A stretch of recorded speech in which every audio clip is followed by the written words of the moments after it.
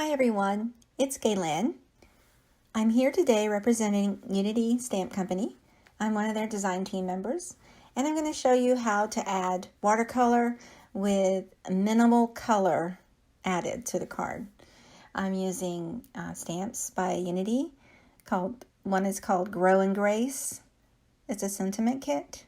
And I'm also using a sentiment kit called Abundant Blessings.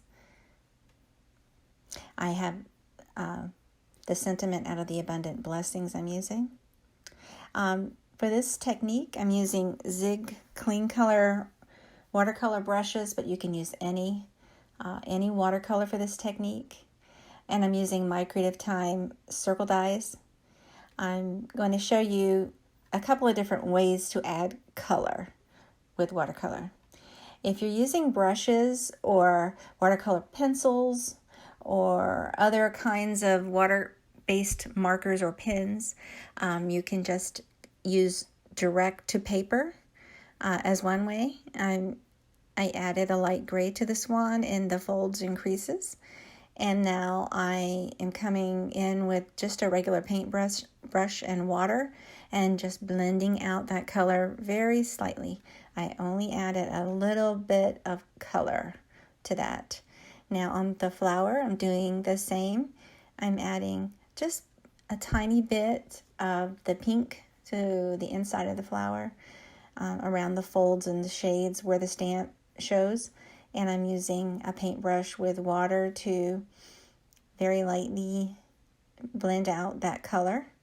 Now, using this technique, direct to paper technique, it's important to not add color in large areas before you blend it out with water. Otherwise, if you do that and you have a lot of watercolor without blending, it will dry before you have a chance to blend it out, and it's hard to blend at that point. So just work in small areas, adding color to the paper and then blending with a marker. Blending with a paintbrush. You can use also a water brush. I've done a few techniques using the water brush, and I decided, I'm going to go ahead and use a narrow paintbrush. You can see I just go back and forth with adding tiny dots or tiny lines of color, and then I use the brush to blend it out. Just do it over and over until I'm comfortable with the look.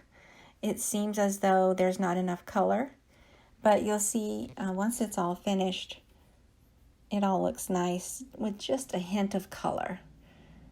You don't want to go for a solid colored image for this kind of look, for this minimal color look. This is all one stamp. This swan and the flowers and the sky and the water is all included in one stamp in one of those sentiment kits. So it's a lot already, so you don't really need that much color to finish it. Now this is a second way to add the color with markers or any kind of watercolor, is to make yourself a palette on a plastic craft mat. I'm using the Altenew watercolor palette for this, and just use the marker directly to the palette and come in with a water brush, adding water and mixing a little bit on the brush and then adding that to the paper. I'm using two different kinds of grays directly to the palette with the markers, and I'm using a brush with water to just blend it out. This technique is good for larger areas like the sky and like the water, where you don't need so much detail. It blends out easier. You can tend to add a little more water to move things around. It's very important to use watercolor paper for any type of watercolor technique. It blends easier on the paper. Now I die cut that image into more of a circle shape, and I added the sentiment, which I trimmed with a paper trimmer. I'm adding a few adhesive gems just for accent, and really it doesn't need much more. Oh, I use a tweezer. Some people ask, what are you using to put the gems on? I like the tweezer. It gets in smaller areas.